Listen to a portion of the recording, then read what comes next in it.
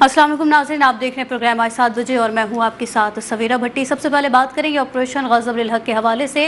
पाक अफ़वाज के अफ़गानिस्तान के हवाले से बात कर रहे हैं कि अफ़गानिस्तान में कामयाब फ़ज़ाई हमले जारी हैं। साथ ही नाज़रीन ये भी बताएं कि सिक्योरिटी ज़राए के मुताबिक पाक अफ़वाज ने 16 मार्च की शब काबुल और नंगरहार में अफ़गान तालिबान की फ़ौजी तंसीबात को कामयाबी से निशाना बनाया है, जिसके बाद इन हमलों में पाक अफ़वाज ने काबुल में 2 मकामात पर टेक्निकल सपोर्ट इंफ्रास्ट्रक्चर और एम्यूनेशन स्टोरेज को मौसर अंदाज में तबाह किया है। फ़िज़ाई हमले के बाद सेकेंडरी डेटोनेशन की वजह से बुलंद होते शोले इस बात की तस्दीक कर रहे हैं कि ये बारूद का बहुत बड़ा ज़ख़ीरा था। यानी सिक्योरिटी ज़राए का ये भी कहना है कि अफ़गान तालिबान के तर्जुमान ज़बीउल्लाह मुजाहिद का ड्रग अस्पताल को निशाना बनाने का बयान मुज़हिका खेज़ है। और साथ ही ये खबर भी सामने आई है कि नंगरहार में मिलिट्री तंसीबात से मुल्हिक का लॉजिस्टिक इंफ्रास्ट्रक्चर को तबाह कर दिया गया है। फ़िज़ाई कार्रवाइयों में एम्यूनेशन टेक्निकल इंफ्रास्ट्रक्चर को भी तबाह किया गया। दूसरी तरफ अगर ईरान और अमेरिका इजराइल जंग की बात करें तो आज 18 रोज़ गुजर गए हैं ईरान इजराइल अमेरिका जंग को, और इस पर पहले भी प्रोग्राम में हम हर रोज़ बात करते आ रहे हैं। अमेरिका और इजराइल की जानिब से ईरान पर जारी हमलों को 18 दिन हो गए हैं और अब भी हमले जारी हैं। अमेरिका और इजराइल की जानिब से ये हमले किए जा रहे हैं, जबकि जंग मज़ीद शिद्दत इख्तियार करके अब पूरे खित्ते और आलमी मईशत को भी मुतासिर करती नज़र आ रही है। रिपोर्ट्स के मुताबिक ये खबरें भी सामने आ रही हैं और ये चीज़ें जो है वो सामने आ रही हैं कि ईरान के मुख्तलिफ शहरों बाशमुल तेहरान, शिराज और कराच में धमाकों की आवाज़ें सुनी गई हैं। ईरानी सदर ने यह कह दिया है कि ईरान अपने दिफा का हक रखता है और अपना दिफा भरपूर तरीके से ईरान करता रहेगा। ये बात ईरानी सदर की जानिब से भी कह दी गई है। अगर ईरानी सुप्रीम लीडर की बात की जाए तो वो भी इस बात पर बज़िद है और वो ये बात कर रहे हैं कि पहले जो है वो ट्रंप की जानिब से ये हमला किया गया अमेरिका की जानिब से, तो अब दिफा जो है वो ईरान भरपूर तरीके से करेगा। साथ ही नाज़रीन ये सारी सिचुएशन है और ये भी कहा गया है सदर मसूद पशेकियान ने कि ईरान अपने दिफा का हक रखता है और किसी दबाव की वजह से किसी के सामने नहीं झुकेगा। अमेरिका के साथ दोबारा से ताल्लुकात इस्तवार होना शुरू हुए। अमेरिकी सदर डोनाल्ड ट्रंप की जानिब से पाकिस्तानी हुकूमत और अस्करी क़यादत की मुसलसल तारीफ ने दोनों ममालिक के दरमियान सिफारती क़ुर्बत के हवाले से भी बात करेंगे। हमारे गेस्ट हमारे साथ मौजूद हैं, उनसे बात का आगाज़ करेंगे। हमें ज्वाइन किया सीनियर तज्ज़ियाकार है फ़रीद अहमद काकड़ साहब, सीनियर तज्ज़ियाकार इम्तियाज़ खान फारान साहब और सीनियर सहाफ़ी हैं फैसल हकीम साहब। सबसे पहले रुख करेंगे फ़रीद अहमद काकड़ साहब का और उनसे बात का आगाज़ करेंगे।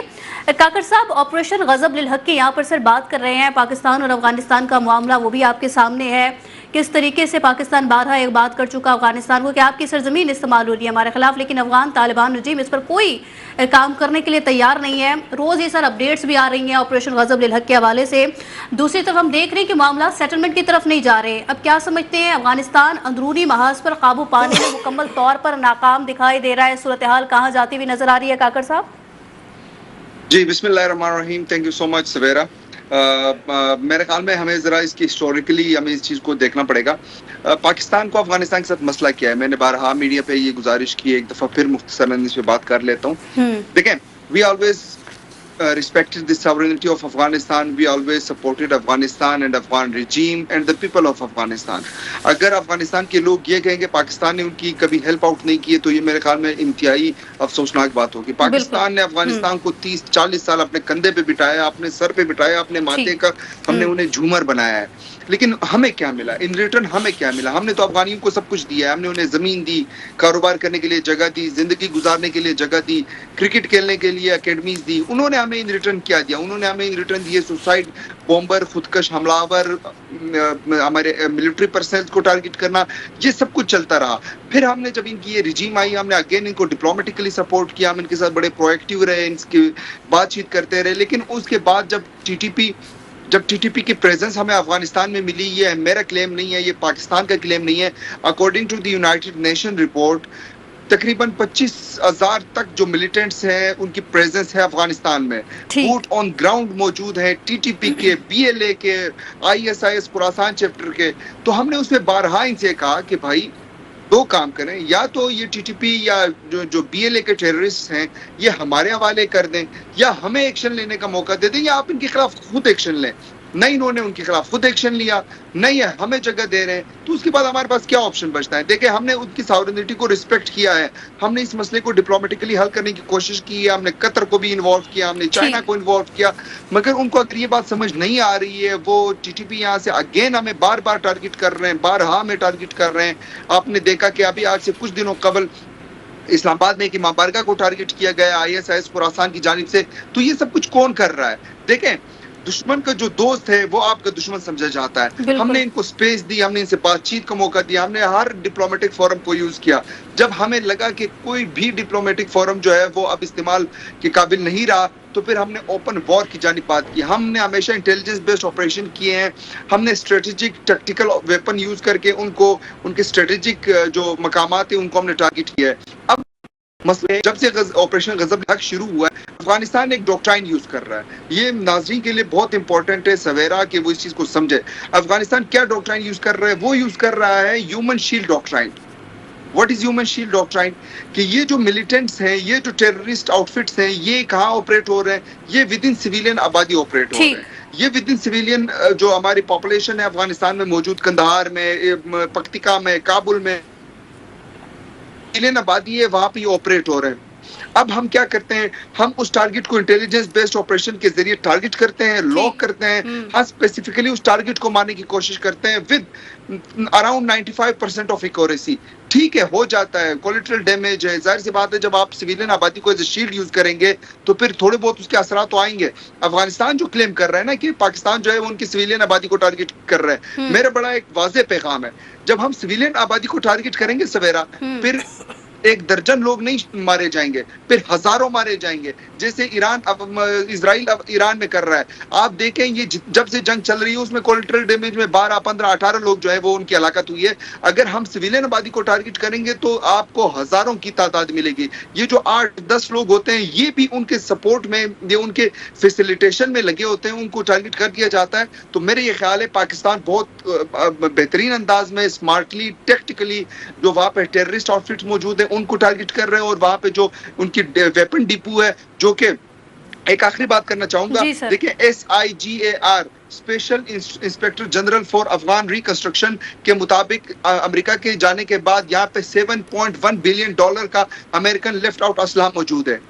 وہ اسلحہ اگین پاکستان کے خلاف یوز ہو رہا ہے. ہم نے TTP کے لوگوں سے جو ہے وہ جو ان کے ویپنز ہیں وہ ہمیں ملے ہیں, جو امریکن بیسڈ ویپن ہیں جو کہ افغانستان میں طالبان کے ہاتھوں ان کے پاس موجود ہے, وہ ہمارے خلاف یوز ہو رہے ہیں. تو ہم ان ٹیکٹیکل جو ان کے جگہیں ہیں, اسٹریٹجک جو لوکیشنز ہیں, ہم صرف ان کو ٹارگٹ کر رہے ہیں. ہمارا ان کی سویلین آبادی کے ساتھ کوئی لینا دینا نہیں ہے. ہم ان کی رسپیکٹ کرتے ہیں, ہم افغانستان کی ساورینٹی کی رسپیکٹ کرتے ہیں, ہم افغانستان کے لوگوں کی رسپیکٹ کرتے ہیں, ہم افغانستان کے لوگوں کو اپنا بھائی سمجھتے ہیں.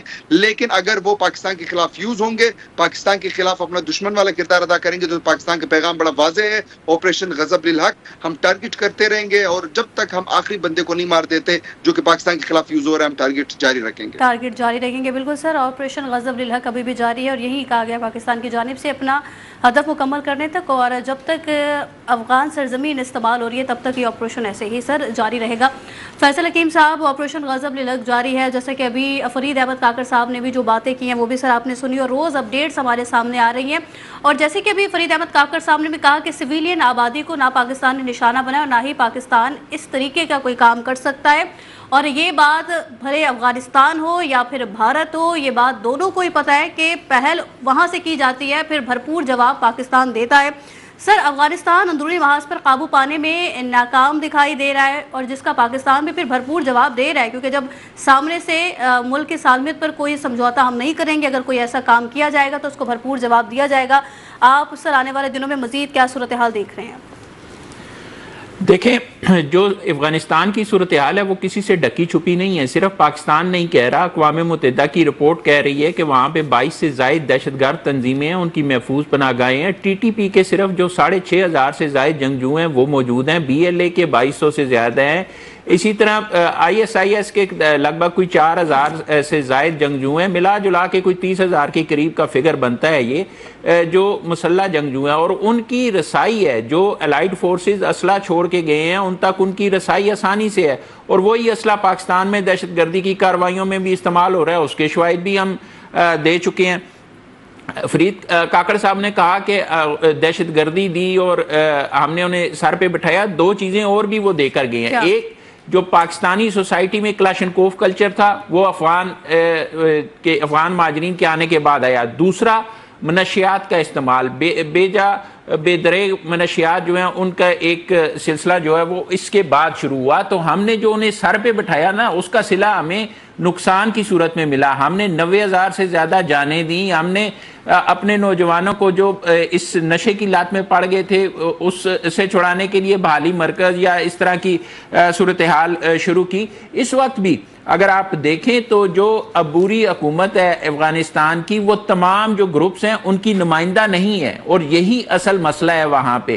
اور ان کا جو اپنا ایک نظریہ ہے اس نظریے کے مطابق انہوں نے محفوظ پناہ گاہیں بھی دی ہوئی ہیں دہشت گردوں کو, جو آس پاس ہمسایہ ممالک کے لیے جو ہے وہ خطرہ ہیں. اور اس میں صرف پاکستان نہیں ہے, اس میں تاجکستان بھی ہے, اس میں ایران بھی ہے, لیکن سب سے زیادہ پاکستان کو نقصان ہو رہا ہے. اور پاکستان اقوام متحدہ میں بھی بارہا یہ مسئلہ اٹھا چکا ہے, دو طرفہ طور پر بھی, اور بطور ثالث چین, قطر, وہ بھی یہ مسئلہ جو ہے وہ ان کے سامنے بھی رکھ چکا ہے. لیکن آگے سے کوئی مثبت رد عمل نہیں آتا. تو پاکستان کے پاس تو کوئی آپشن ہی نہیں تھا کہ پاکستان جو ہے وہ اس طرح کاروائی کرے. اور اب بھی پاکستان نے جب یہ کاروائی شروع کی تو پہلے دن سے پاکستان کا بڑا واضح موقف ہے کہ ہم افغان عوام کی جو ہے وہ قدر کرتے ہیں, ان کے ساتھ ہمارا کوئی لڑائی جھگڑا نہیں ہے. افغانستان کی خود مختاری کیا ہم احترام کرتے ہیں, لیکن ہم صرف انہی جگہوں کو ٹارگٹ کر رہے ہیں جہاں سے پاکستان کے خلاف سازش کی جاتی ہے, جہاں سے پاکستان میں دہشت گردی کی جاتی ہے.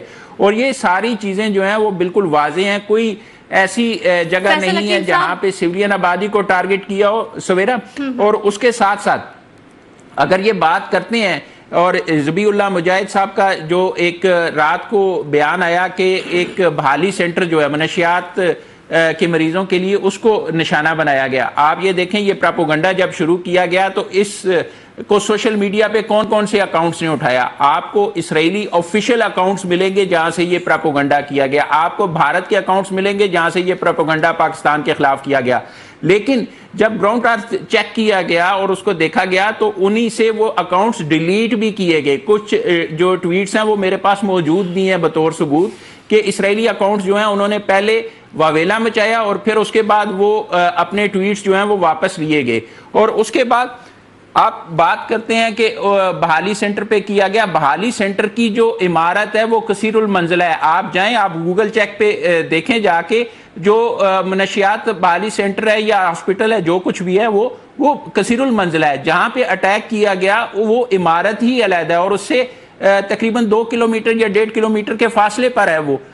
اس سارے میں وہ کہاں سے آ گیا بحالی سینٹر؟ اگر بحالی سینٹر پہ ہٹ کیا جاتا تو کیا اس طرح کا دھماکہ ہوتا اور اس طرح کی فوٹیجز آتی جو وہاں پہ سامنے آ چکی ہیں, یا دنیا بھر کے سیٹلائٹس جو ہیں وہ ایک پوائنٹ فیصل حکیم صاحب کی بات ہے, مجھے ایک پوائنٹ ایڈ کرنے کا موقع دیجیے.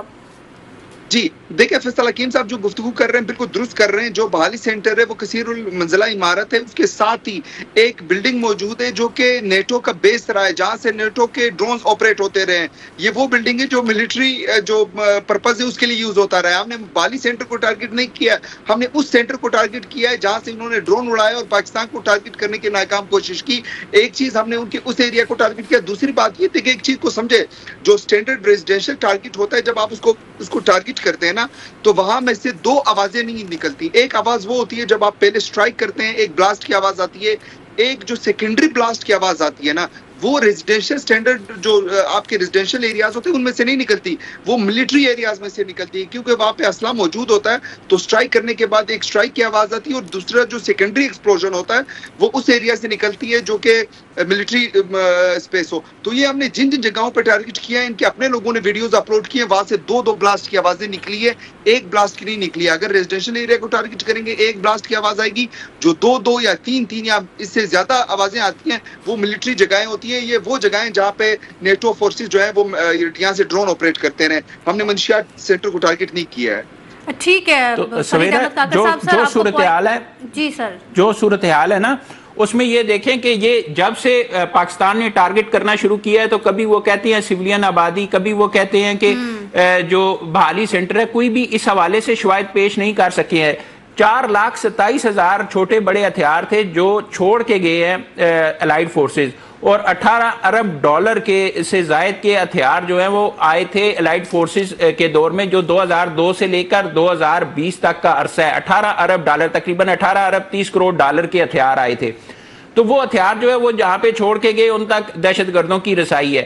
اب انہیں جو ہے وہ ہتھیار جاتے نظر آ رہے ہیں کیونکہ پاکستان ٹارگٹ کر رہا ہے ان دہشت گرد کیمپوں کو جہاں پہ وہ ہتھیار موجود ہیں اور پاکستان کے خلاف وہ استعمال ہو رہے ہیں. یہ کیوں نہیں بتاتے کہ بگرام ایئر بیس پہ جو کارروائی کی گئی بگرام ایئر بیس پہ کیا تھا اور بگرام ایئر بیس پہ کون موجود تھا جس کی وجہ سے پاکستان کو یہ ایکشن لینا پڑا؟ کیا وہاں پہ دہشت گرد موجود نہیں تھے؟ وہاں پہ پاکستان کے خلاف سازش نہیں ہو رہی تھی؟ وہاں پہ خطے کو خطرہ نہیں تھا؟ فیصل حکیم صاحب اس پر بات کریں کہ امتیاز صاحب کا بھی کامنٹ اس میں شامل کر لیتے ہیں. امتیاز صاحب دونوں کی سر آپ نے گفتگو سنی ہے, فرید احمد کاکڑ صاحب کی بھی, فیصل حکیم صاحب کی بھی. وہ بھی سر یہی کہہ رہے ہیں کہ سویلین آبادی کا جو الزام لگایا جا رہا ہے افغانستان کی جانب سے وہ بھی پوری دنیا کو پتہ ہے, اور ساتھ ہی پوری دنیا کو یہ بھی پتہ ہے کہ پاکستان بارہا افغانستان کی جو سرزمین استعمال ہو رہی ہے پاکستان کے خلاف اس کے ثبوت بھی پاکستان پیش کر چکا ہے. البتہ بات کریں تو افغان طالبان رجیم اپنی سرزمین استعمال ہونے دے رہی ہے دہشت گردی کے لیے. سر آپ اس پر پہلے تو کامنٹ کریے گا, آپ صورتحال کہاں جاتے ہوئے دیکھ رہے ہیں, کیونکہ آپریشن غضب للحق اپنے مقاصد کو پورا کرنے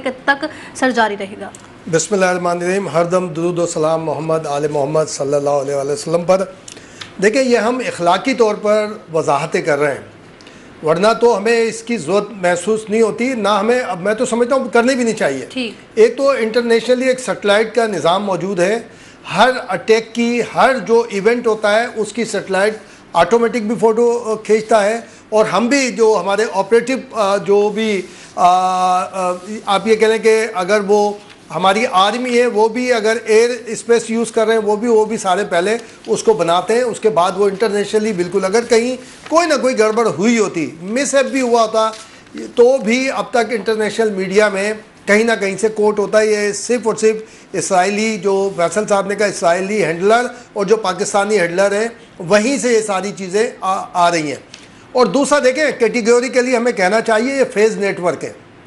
جب فیز صاحب وہاں پر تھے اس وقت جو نیٹ ورکنگ کی گئی تھی وہ ٹل ناؤ ابھی موجود ہے, کم تعداد میں ان کے خلاف بہت زیادہ آپریشن ہوا ہے سب کچھ. اور اسی دور میں تقریباً 450 دہشت گردوں کو اور سینکڑوں سزا یافتہ افراد کو اس وقت کے صدر نے, وزیر اعظم کی جو تھے اس وقت کے وزیر اعظم, ان کی ریکوزیشن پہ عارف علوی صاحب نے ان کی سزا معافی کی تھی, جس کے اندر اے پی ایس کے دہشت گرد بھی موجود تھے. پھر اس وقت کے وزیر اعظم نے خود اون کیا تھا اور کہا تھا کہ جی 50,000 ہم خاندان جو مختلف ہیں 50,000 افراد ہیں, ہم کہاں لے جاتے وہ لے کر آئے وہ سارے. تو اس نیٹ ورکنگ کے اگینسٹ کیا جا رہا ہے. اچھا ہم تو یہ وضاحت کر رہے ہیں کہ جناب وہ ریہیبلیٹیشن پہ ہم نے اٹیک نہیں کیا, تو بھائی آپ کیوں نہیں وضاحت کرتے کہ آپ تو مساجد پہ حملہ کرتے ہیں, آپ امام بارگاہوں پہ, چرچ پر, بازار کے اوپر جا کر حملہ کرتے ہیں. یہ ان سے کیوں نہیں پوچھتا کوئی؟ چاہے ہمارے یہاں جو ہینڈلر ہیں جو سہولت کار ہیں ہم ان سے بھی تو پوچھیں نا. ٹھیک ہے, ہر وہ آدمی میں کہتا ہوں بے شرمی کر رہا ہے پاکستان کا کہ جو اسٹیٹ کے حوالے سے نیگیٹو کوشچن تو کرتا ہے, ان دشمنوں سے کبھی بات نہیں کرتا, ان سے کبھی کوشچن نہیں کرتا کہ بھائی آپ یہ کیا کر رہے ہیں. کہتا ہے بالکل یہ فیز نیٹ ورک ابھی تک ہے جو 2018 سے سویرا یہ 2018 سے ایکٹیو ہے. 2018 میں آپ کو یاد ہوگا جب الیکشن ہو رہے تھے این پی کے اجتماعات میں بلاسٹ کیے انہوں نے, جے یو آئی کے اوپر بلاسٹ کیے, مولانا فضل الرحمان کے اوپر حملہ کیا, الیکشن نہیں لڑنے دیا. 2024 میں بھی یہ سارے کے سارے ایکٹیو تھے. یہ میں سمجھتا ہوں جے یو آئی کے مولانا اس وقت ٹریپ ہوئے تھے, یہ جو مولانا فضل الرحمان تھے. اگر یہ 2024 کے انتخابات میں سب سے زیادہ دھاندلی جو ہوئی ہے وہ خیبر پختونخوا کے اندر ہوئی ہے. اس دھاندلی کے اندر جو مین ایکٹیوسٹ تھے وہ یہ سارے افغان رجیم اسپانسرڈ سارے ٹیرر تھے جو لوگوں کو ووٹ بھی نہیں ڈالنے دیا انہوں نے.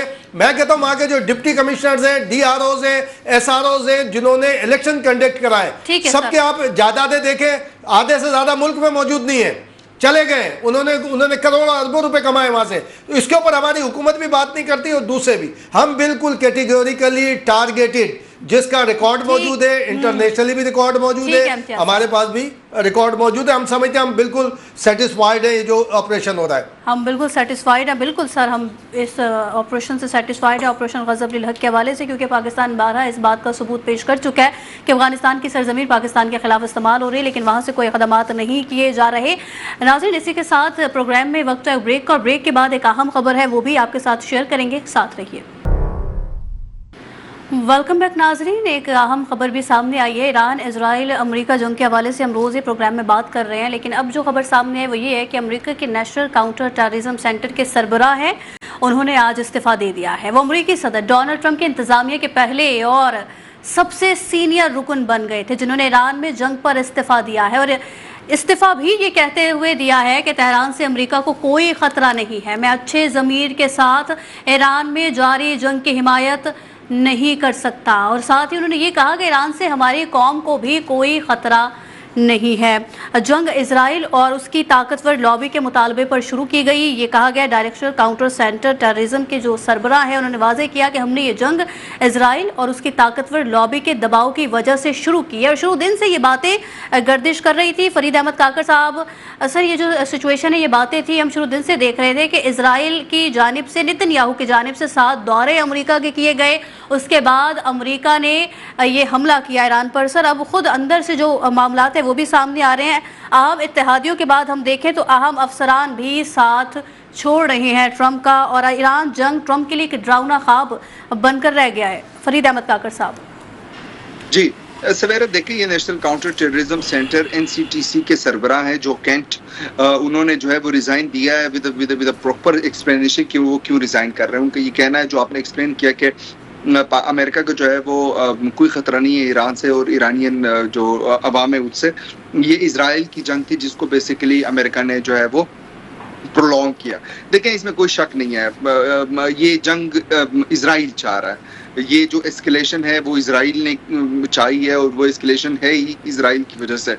डोनाल्ड ट्रंप जो है, या अमेरिकन जो इस्टेब्लिशमेंट है, वो कदरे दबाव में नजर आ रही है इजराइल की रिजीम से। वो ऐसे लग रहा है कि वो इजराइल के रिजीम की ख्वाहिशात को पूरी करने की कोशिशें कर रहे हैं, क्योंकि जहाँ तक इन्होंने जंग की बात की, बारहा बहाने बनाए गए कि यहाँ पे जो है वो न्यूक्लियर कैपेबिलिटीज जो है वो लेने की कोशिश कर रहे हैं। हालांकि आपको पता है कि जो खुमनाए हैं उनका बाकायदा तौर पे फतवा मौजूद है न्यूक्लियर बॉम्ब के खिलाफ, तो वो खुद जहां उनका फतवा मौजूद है वो कैसे बनाएंगे? तो ये सिर्फ एक बहानेबाजी थी। मकसद सिर्फ ये है कि ग्रेटर इजराइल बनाया जाए। मकसद रिलीजियस है, मकसद स्ट्रेटेजिक या पॉलिटिकल इशू है ही नहीं। मकसद जो है वो ग्रेटर इजराइल बनाना है। वो जरूर वो पहले ईरान को टारगेट कर रहे हैं, वो ईरान को वीक करने की कोशिश कर रहे हैं, उसके बाद उनका अगला टारगेट पाकिस्तान है। ये बारहा हम कहते हैं कि उनका अगला टारगेट पाकिस्तान है, तो हम अपने खदशात का इजहार करते हैं। एंड आई होप कि जो NCTC के सरबराह हैं, जो कैंट, उनकी बात को बहुत सीरियस लिया जाएगा। डोनाल्ड ट्रंप की जो पर्सनालिटी है वो आपको पता है बहुत ज़्यादा रियलिस्ट अप्रोच के साथ चलते हैं, बहुत ज़्यादा एग्रेशन के साथ चलते हैं। उनकी इस टाइप की पर्सनालिटी है, वो ज़्यादा सोचते नहीं हैं, वो पहले एक्शन लेते हैं, बाद में सोचते हैं। तो मेरे ख्याल में जो कैंट जो है वो इंतहाई समझदार स्ट्रेटेजिक एनालिस्ट हैं, उनको चीज़ों की बारीकी का भी पता है, उनको इस मसले का भी पता है। तो आई होप कि अमेरिका की जो डीप स्टेट है वो जो कैंट के रिजिग्नेशन को सीरियस लेगी और उनका जो इनपुट है उसको अपना हिस्सा बनाएगी, इनपुट हिस्सा को जो है वो बनाया जाए। लेकिन एक तरफ हम अमेरिकी सदर ट्रंप के जो बयान सुन रहे हैं वो ये कहते हैं कि ईरानी रजीम का खात्मा कर दिया है, ईरान का बहरी और फिजाई दिफाई निज़ाम मुकम्मल तौर पर ख़त्म कर दिया है। सर वो ये बातें करते हुए नज़र आ रहे हैं। दूसरी तरफ अगर देखा जाए तो ईरान अभी भी हमले जारी रखे हुए अपने दिफा के लिए, और अब ये जो डायरेक्टर काउंटर टेररिज्म के सरबराह ने इस्तीफ़ा दे दिया है सर, उसके बाद फिर ट्रंप का अपने इत्तेहादियों से मदद मांगना आबनाए हुर्मुज़ खुलवाने के लिए। कहाँ जंग जीते हैं सर ट्रंप, कहाँ ईरान का बहरी और दिफाई निज़ाम मुकम्मल तौर पर ख़त्म कर दिया है? कोई सिचुएशन आपको ऐसी बनती नज़र आ रही है? देखें, एस्केलेशन लेटर के ऊपर कोई विन विन सिचुएशन नहीं होती है, ना आपके पास कोई ऐसा मखसूस पैमाना है जिससे आप नाप सके कि आपने जो है ये जंग जीत ली है। देखें, ईरान जो है वो रिटेलिएट कर रहा है और बड़ा स्ट्रॉन्गली रिटेलिएट कर रहा है। ईरान ने जो है वो अबनाए हुर्मुज़ को, जो स्ट्रेट ऑफ हार्मुज़ को बंद कर दिया ना, उसके इम्प्लीकेशंस जो है वो बहुत दूर तक आपको नजर आएंगे। आपको नजर आ रहा है कि यूरोप जो है वो ट्रंप के खिलाफ होता जा रहा है, ट्रंप की बात नहीं मान रहा। आपने फ्रेंच जो प्रेसिडेंट है उनका बयान सुना है। अब आपको आने वाले दिनों में चाइना और रशिया भी खुल के सामने नजर आएगा। तो ये जो आप स्ट्रेटेजिक लेवल के ऊपर लड़ते हैं, ये कोई मुआले की लड़ाई नहीं है जिसने किसी ने 2 मुक्के ज्यादा खा लिए तो वो जंग जीत गया अगला।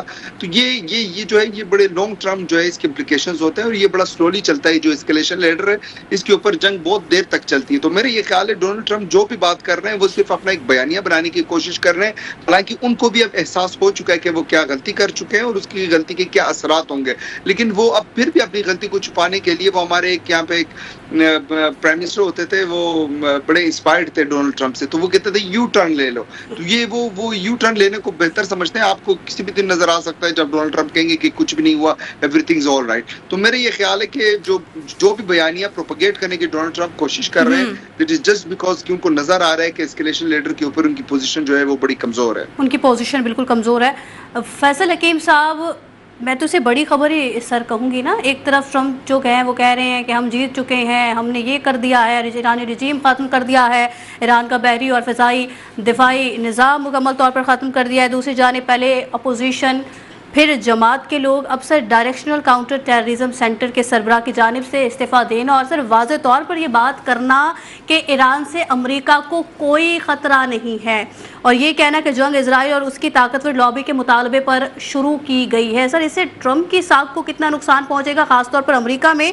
और हमने ये भी देखा सर कि अमेरिका के जो फौजी थी नेटो के साथ जब गई थी दूसरे ममालिक में और ये जो मामलात हुए थे, तो ये सब सिचुएशन हमने देखी, और उसके बाद अब अमेरिका के अंदर से ही इख्तलाफात सामने आ रहे हैं, अपोजिशन फिर उनकी जमात, अब डायरेक्शनल काउंटर सेंटर के जो सरबराह उनकी जानिब से। लेकिन ईरान की बात करें, वो अपने मौक़िफ़ पर डटा हुआ है और अभी भी अपने दिफा का हक़ वो महफूज रखता है और अपने दिफा का हक़ वो दे रहा है, जवाब भी दे रहा है। सर, फिर इस पर क्या कहेंगे? देखें, जहाँ तक अमेरिका की बात है तो अमेरिका के जो सर्वे सामने आए हैं उसमें अमेरिकन आबादी का कोई 54% जो है वो इस जंग के ख़िलाफ़ था और पहले दिन से ख़िलाफ़ था। उसके बाद अपोजिशन की तरफ से सवालात उठाए गए, फिर पहले हफ्ते के बाद जो हकूमती मेम्बरान थे दोनों ऐवानों के, उन्होंने सवालात उठाए और अब वो मुखालफत करते हुए नज़र आ रहे हैं। 18 दिनों बाद पहला इस्तीफ़ा आया, 18वां रोज़ है जंग का, और उसमें जो पहला इस्तीफा आया है इसे आप बारिश का पहला कतरा समझें, क्योंकि इसके बाद दबाव बढ़ने वाला है और जो अमरीकी सदर है उन पर दबाव बदतरीज बढ़ता हुआ आपको नजर भी आएगा। दबाव इस वक्त भी मौजूद है, जो ईरान की तरफ से कैलकुलेटेड जवाब दिया जा रहा है और जितने दावे किए गए थे अबनाए हुर्मज को खुलवाने के हवाले से, अमरीका उसमें मुकम्मल तौर पर नाकाम है और उसकी वजह से उसने दूसरे ममालिक से जो है वो जहां जहां से मदद मांगी वहां से भी, जी फैसल साहब, जहां से उन्होंने मदद मांगी वहां से उनको इनकार हुआ। तो अमेरिका बिल्कुल इस वक्त आइसोलेशन पोजीशन में जाता नजर आता है आपको। वो जो नेटो का इत्तेहाद था वो भी टूटता हुआ नजर आ रहा है। ग्रीनलैंड से शुरू हुआ था इसमें इख्तलाफ और ईरान के हवाले से इस वक्त ये अरूज पर पहुंच चुका है और उस पे अमरीकी सदर जो है वो धमकियां देते हुए भी आपके नजर आते हैं। सूरत हाल ये है कि जो जहाज अबनाए हुर्मज से ईरान इजाजत देता है सिर्फ वही गुजर सकता है, ये उसकी गिरफ्त है इस वक्त और अमेरिका उसको पीछे हटाने में बिल्कुल नाकाम है। चीन के जहाज आज़ादी के साथ गुजर रहे हैं वहां पे। अब भारत ने 2 जहाज गुजारे, उस पर बड़ी दावे भी किए गए, सारी चीजें की गई, लेकिन वो किस बुनियाद पे गुजरे वो भी आपको बता देता हूं कि इस जंग के दौरान और इस जंग से 1-2 दिन पहले भारत ने 3 जहाज पकड़े थे ईरान के, ऑयल टैंकर्स थे, और उनको डिटेन कर लिया था और छोड़ने से इनकार कर दिया था। ईरान ने ये शर्त रखी है, ये ईरानी मीडिया भी अब रिपोर्ट करता हुआ नजर आ रहा है, ईरान ने ये शर्त रखी थी कि आप वो 3 रिलीज करें तो इन 2 को हम गुजरने की इजाजत देंगे, और ऐसा ही हुआ। उन्होंने 3 रिलीज किए तो 2 को गुजरने की इजाजत दी गई। अब आगे चलें कि इसने अमेरिका का ये दावा है कि ईरानी नेवी को तबाह कर दिया है। वहां पर अबनाए हुर्मज में अगर आप जो ईरानी नेवी है वो मौजूद नहीं है तो ये जाने से क्यों गुरेज है? इसलिए कि वहां पे माइंस हैं, लेकिन बाकी ममालिक के तो तेल बरदार जहाज वहां से गुजर रहे हैं ईरान की इजाजत से। ईरान का अपना, ये मैं आपने आपसे फिगर नहीं दे रहा, ये केपलर और टैंकर जो ट्रैकर्स हैं उनके फिगर्स हैं, बैनुल-अक़वामी फर्म्स हैं और वो ट्रैकिंग करती हैं तेल की जो तिजारत होती है उस हवाले से। वो ये कहते हैं कि ईरान इस वक्त भी तकरीबन 10 लाख बैरल योमिया जो है वो तेल बरामद कर रहा है, उसकी बरामद रुकी नहीं है। जो ये कहा जा रहा था कि ईरान को माशी तौर पर तोड़ देंगे, ईरान को माशी तौर पर तबाह कर देंगे, ईरान को मुकम्मल, अब भी वो 10 लाख बैरल योमिया तेल जो है वो बरामद कर रहा है और धड़ल्ले से कर रहा है। और उस वक्त गुज़िश्ता साल ये 16 लाख बैरल था। जिस वक्त हमला किया गया उसमें खार जजीरे पे 170 मिलियन बैरल जो है वो उसके पास मौजूद था, और अब तक ये जो जंग के दिन है तकरीबन 14 मिलियन बैरल वो जो है वो कर चुका है, बरामद कर चुका है। तो कहां पे अमेरिका की कामयाबी नजर आती है? अमेरिका तो फंसा हुआ है, अमेरिका के गले की हड्डी है इस वक्त के किसी तरह जंग से पीछा छुड़ाया जाए। جو نیتن یاہو تھے انہوں نے 7 دفعہ ہڈی بن گئی. اور بالکل فیصل حکیم صاحب ایسا ہی ہے, امریکہ اس جنگ کو جو ہے وہ ختم کرنا چاہتا ہے, لیکن اب امریکہ کے ہاتھ میں یہ جنگ نہیں رہی ہے. امتیاز صاحب, ایک کے بعد ایک چیز جو سامنے آ رہی ہے وہ ٹرمپ کے خلاف ہی جا رہی ہے. پہلے اپوزیشن, پھر اپنی ہی جماعت کے لوگ. اب ڈائریکشنل کاؤنٹر ٹیررزم سینٹر کے سربراہ نے جو ہے وہ ایران کے خلاف جنگ کے حوالے سے استعفیٰ دے دیا, اور انہوں نے واضح طور پر سے جو باتیں کی ہیں وہ بھی آپ نے سنی کہ ایران سے امریکہ کو کوئی خطرہ نہیں تھا, جو کہ ٹرمپ ہر بار ایک ہی بات کرتے ہوئے نظر آتے تھے کہ جوہری پروگرام بن جاتا, امریکہ پر حملہ ہو جاتا, اس لیے ہم نے جو ہے وہ ایران پر حملہ کر دیا. سر, انہوں نے واضح طور پہ کہا ہے کہ ایران سے امریکہ کو کوئی خطرہ نہیں تھا, البتہ اسرائیل اور اس کی طاقتور لابی کے مطالبے پر یہ جنگ شروع کی گئی ہے. سر, آپ نہیں سمجھتے اب امریکہ کی اور اسرائیل ایران کی جو جنگ ہے ٹرمپ کے لیے, خاص طور پر سر ٹرمپ کے لیے ڈراؤنا خواب بن گئی, کیونکہ اتحادی جو ممالک تھے انہوں نے بھی امریکہ کا ساتھ دینے سے ہم کہیں کہ ہاتھ ہی چھڑا لیا, انہوں نے وہ کوئی ساتھ نہیں دے رہے. سر دیکھیے, یہ تو گھر کی گواہی ہے نا, اور مستند گواہی ہے. اور دوسرا, سویرا میں اکثر یہ شام کو یا رات کو لیٹ آورز میں اپنے پرانے پروگرام اپنے سب دوستوں کے دیکھ رہا ہوتا ہوں, تو اعظم ملک صاحب ہوئے, ہمارے فرید کاکڑ ہوئے, فیصل بھائی ہو گئے, ہم ہو گئے, اور ہمارے جبار چودھری صاحب ہو گئے, جو مستقل ہم پارٹیسپینٹ ہیں. میں یہ سمجھتا ہوں کہ ہم لوگ چونکہ ایک عجیب اس میں آتے ہیں نا, ورنہ یہ ساری چیزیں جو ہونے جا رہی ہیں میرے خیال ہے ہم تمام دوست کہہ چکے ہیں. اگر ہم صرف اسی مشرق وسطیٰ کی ایران اسرائیل اور امریکہ کی جنگ کی بات کریں نا, تو 4-5 دوستوں نے, کاکڑ صاحب نے ایک بات کہی انرجی کرائسس کے حوالے سے, دیکھیں امپلیمنٹ ہوا. فیصل حکیم صاحب نے, علیمہ صاحبہ کی, چلو اس کو ہم ہٹا دیتے ہیں, مشرق وسطیٰ کہ امریکہ جان چھڑانا چاہے گا, ایران تو آگے چل رہا ہے تو لانگ لائف جائے گی اور تنہائی کا شکار ہو گیا. ساری باتیں ہم اپنے اس پروگراموں میں کر چکے ہیں. اگر ہمارے ناظرین بھی ہمارے دوسرے پروگرام دیکھیں اگر لنک پہ جا کے, تو یہ ساری چیزیں موجود ہیں. تو گھر کی گواہی ہے, اور گھر کی ایک مستند گواہی ہے کہ جو کہ آئی وٹنس کے طور پہ ہر جگہ موجود رہا ہے. اس کے علاوہ انہوں نے ایک اور بات کی ہے, انہوں نے یہ بھی کہا ہے کہ ٹرمپ صاحب اکلے فیصلے کرتے ہیں اور کسی کو مشورہ بھی نہیں کرتے, اور جب سب کام ہو جاتا ہے, جب خرابی آتی ہے, تو بقول وہی جو کاکڑ صاحب کہہ رہے تھے اپنے یار کی طرح یو ٹرن والی بات کرتے ہیں, اور کہ بھئی یو ٹرن لے لیا جائے اور اس کے اوپر کوئی سارے معاملات نہیں ہوں. اب آپ ان ساری چیزوں کو کریں گے نا, تو اگین میں یہی کہوں گا کہ 9 مئی 2000 جو یہ ہمارے 25 کو جو ہندوستان نے کیا سوچ کے کیا تھا نا کام, اور اللہ نے بالکل تدبیریں الٹ دی تھی, یہی امریکہ اور اسرائیل کے ساتھ ہوا ہے کہ انہوں نے بڑی اپنی کیلکولیشن ان کی تھی کہ ایسے جائیں گے وینیزویلا کی طرح, صدر اور اس کی اہل خانہ کو پکڑ کے لے آئیں گے اور سارے معاملات ہو جائیں گے. ایسا نہیں تھا. ایران تو عراق سے جنگ کرتا رہا ہے, لیکن عراق میں جو امریکہ کی ساری ایکٹیویٹی ہوتی رہی ہے, ایران اس کو مانیٹر کرتا تھا, ساری چیزیں کرتا تھا. آئل فار فوڈ کو بھی پوری طرح, آئل فار میڈیسن, یہ ساری کی چیزیں جو فارمولا امریکہ لایا تھا, بش لایا تھا سینئر, پھر اس کا جونیئر بش بھی لایا تھا, ساری چیزیں ایران میں پڑھائی جاتی تھیں. جو یہ پاسداران ہیں خاص طور پر, ان کو پڑھائی جاتی تھی, ان کے ٹریننگ کا حصہ تھی کہ کس طرح ہوگا, اور یہ بھی اس ٹریننگ کا حصہ تھا. کیونکہ میں, ہمارے حافظ صاحب اور ہم, یہ بیفور وار اور آفٹر وار جو عراق کی تھی, ہم دو گئے تھے, اور ہم نے بڑی وہاں کمپریہنسو ایک چیز بنائی تھی, اور اس میں یہ تک رپورٹ شامل تھی کہ جب امریکہ نے عراق پہ اٹیک کیا تو عراق کے جو فائٹر پائلٹس اور یہ جو جہاز تھے وہ آپریٹ کیوں نہیں کر سکے تھے, پورا سسٹم کس طرح سے جام ہو گیا تھا. وہ ساری رپورٹ پاکستان کے پاس بھی موجود ہے اور ایران کے پاس بھی موجود ہے. یہ سارا انہوں نے چیک کیا ہوا ہے. پھر 1 سال پہلے آپ نے جو حملہ کیا وہ ساری اس کے پاس.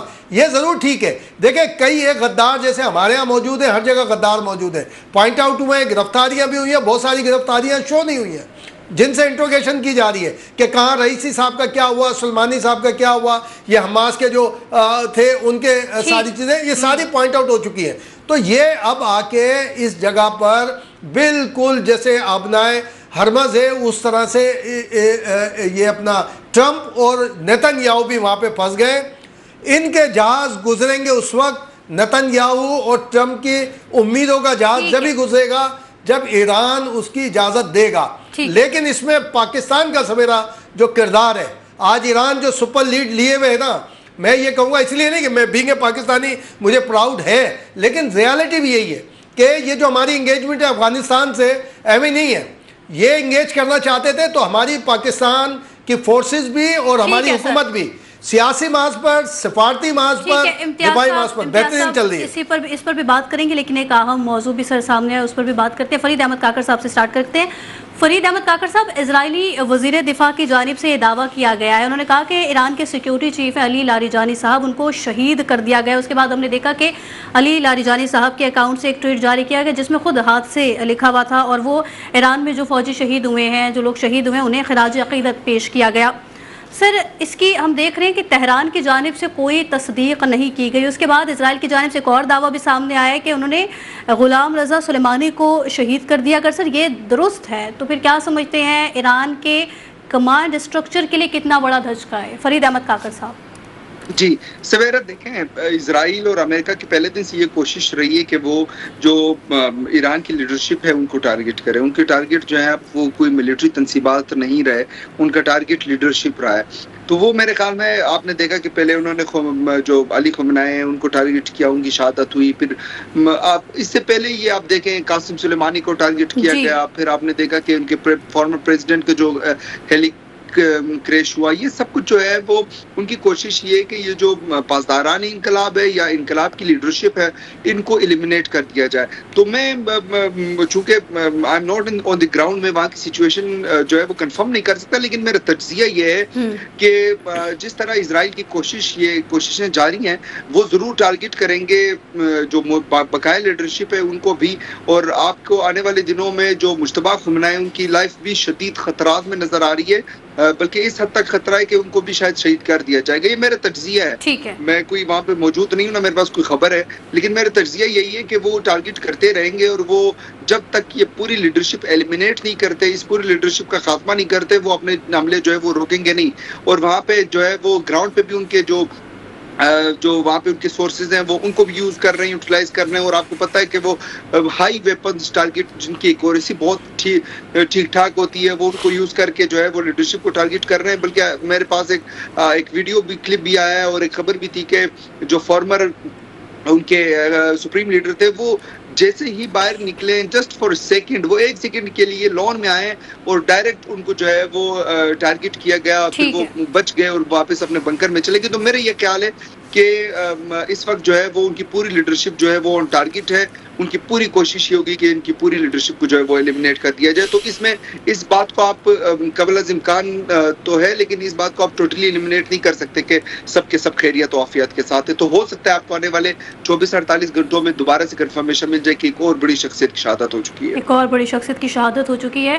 فیصل حکیم صاحب، سر یہی سوال جو بھی میں نے فرید احمد کاکڑ صاحب سے کیا ہے کہ جیسے اسرائیلی جو وزیر دفاع ان کی جانب سے کہا گیا کہ ایران کے سیکیورٹی چیف علی لاریجانی صاحب کو شہید کر دیا گیا ہے، اس کے بعد ان کا ٹویٹ پہ جو آتا ہے اکاؤنٹ سے ٹویٹ ہوتا ہے، اور تہران کی جانب سے کوئی تصدیق نہیں کی گئی اس خبر کی. غلام رضا سلیمانی صاحب کو بھی شہید کرنے کا دعویٰ کیا گیا ہے. ایران پھر بھی ہم دیکھ رہے ہیں واضح پیغام دے رہا ہے، ڈٹا ہوا ہے، اور یہ بات ایران کی جانب سے کر دی گئی، اپنے اہداف مکمل کریں گے. ایرانی سپریم لیڈر کی سر بات کریں تو انہوں نے بھی یہی، جب ان کا پیغام سامنے آیا تو انہوں نے یہی بات کی تھی کہ اپنے شہداء کا بدلہ ہم ضرور لیں گے اور تب تک ہم آرام سے نہیں بیٹھیں گے.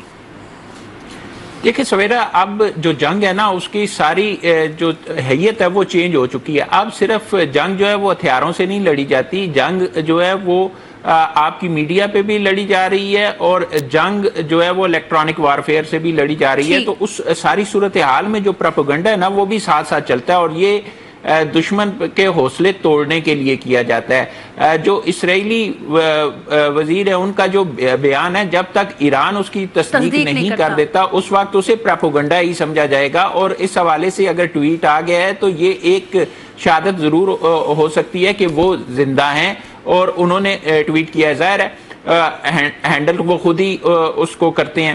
دوسری بات یہ ہے کہ آگے بھی میں نے پروگرام میں کہا تھا اور اب بھی کہہ رہا ہوں کہ جو سپریم لیڈر تھے وہ بھی شہید کر دیے گئے، لیکن قیادت میں خلا نہیں آیا. عبوری کونسل بنی، چند دن میں نئے سپریم لیڈر آ گئے. تو جو لیڈرشپ ہے اس کی لیئرز موجود ہے، 1 2 3 4 5، یہ پتا ہوتا ہے کہ کس نے کیا کرنا ہے. تو ایسی اگر کوئی صورتحال آتی بھی ہے تو ایران میں جو قیادت کا خلا ہے وہ آپ کو نظر نہیں آئے گا. لیکن فی الوقت جو ہے وہ اس کو پراپوگنڈا سمجھا جائے اور یہ سمجھا جائے کہ ایران کو دباؤ میں لانے کے لیے کوشش کی جا رہی ہے. آپ یہ دیکھیں کہ جو مغربی میڈیا ہے وہ کس طرح اس ایران وار کی رپورٹنگ کرتا آپ کو نظر آتا ہے، کس طرح پراپوگنڈا جو ہے وہ کرتا ہوا نظر آتا ہے، لیکن اس کے باوجود بھی ایران کی طرف سے وہ جواب دیا جا رہا ہے وہ بڑا کیلکولیٹڈ بھی ہے، اپنے اہداف کو بھی وہ نشانہ بناتا ہوا نظر آتا ہے، اور جو کچھ کہہ رہا ہے وہ کرتا بھی نظر آتا ہے، چاہے وہ آبنائے ہرمز کے حوالے سے ہے، چاہے وہ امریکی مفادات کو نقصان پہنچانے کے حوالے سے ہے،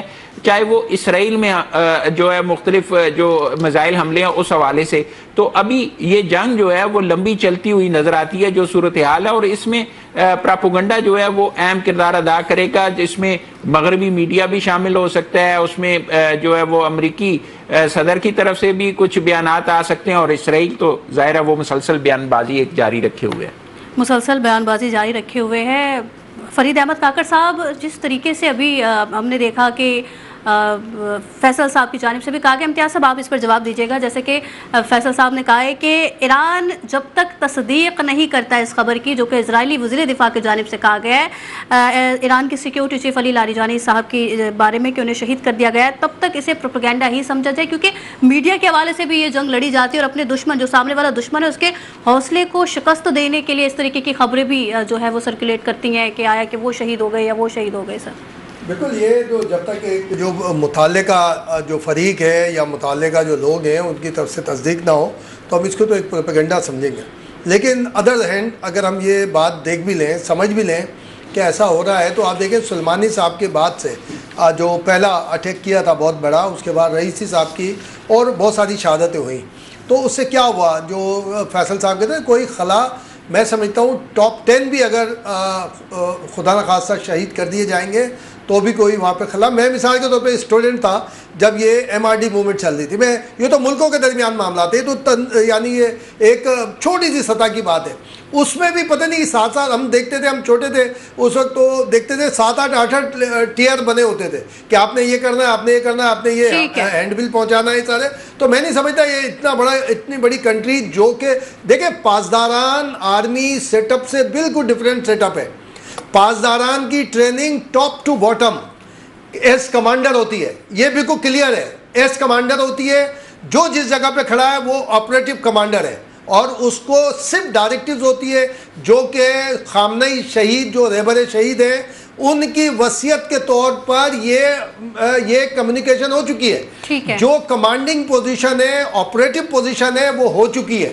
اس میں بیچ میں ٹل یہ جو موجودہ رہبر ہے، یہ اگر کوئی امینڈمنٹ لے کر آتے ہیں اور ان کا کوئی خطاب آتا ہے فتوے کی صورت میں، وصیت کی صورت میں یا کسی ہدایت کی صورت میں، تب اس میں تبدیلی ہوگی، ورنہ ٹاپ ٹو باٹم آفیسر سے لے کے نیچے تک. پاسداران میں کبھی آپ نے سنا ہے کہ پاسداران میں یہ فلاں ہے، یہ میجر ہے، یہ فلاں ہے؟ نام ایک ہی ہوتا ہے ان کا، اور سب کمانڈر ان کی کمانڈنگ پوزیشن کے اندر ٹریننگ ہوتی ہے. تو میں نہیں سمجھتا کوئی خلا آئے گا. اور ٹیکنیکلی بھی ایک چیز میں ایڈ کرنا چاہوں گا کہ مغربی میڈیا وہ خود کہہ رہا ہے کہ اس جنگ کے بعد جو حکومتی نظام ہے ایران کا وہ پہلے سے زیادہ مضبوط ہوا ہے، اور پاسداران کا جو کنٹرول ہے ملک پہ وہ پہلے سے زیادہ کہیں بہتر اور نظم و ضبط کے ساتھ نظر آتا ہے. اس کا مطلب یہ ہے کہ وہاں پہ جو قیادت بھی ہے اور جو حکومتی عمل بھی ہے وہ مضبوطی کے ساتھ کھڑا ہے، اس میں کسی قسم کا خلا نہیں ہے. اس میں جو فیصل صاحب نے بولی صرف سویرا یہ چیز اور ایک ایڈ کر لیں، ایک چیز بس ایک ایڈ کر لیں کہ اتنا بڑا کرائسس سے گزر رہا ہے ایران، 1 روپے کی مہنگائی کوئی نہیں بتا سکتا. وہاں پہ ایک دوسرے کی امداد کا سلسلہ شروع ہو چکا ہے. 1 روپے کی مہنگائی کوئی نہیں بتائے گا، سب کنٹرول ہے. جب تک ایران تصدیق نہیں کرتا تو اس خبر کو جو خبریں گردش کر رہی ہیں اسے پروپیگنڈا ہی سمجھا جائے. ہمارے 30 معزز مہمان ہمارے ساتھ پروگرام میں شریک تھے. آپ تینوں کے وقت کا شکریہ. پروگرام سے دیجیے سویرا بھٹی کو اجازت. اللہ حافظ.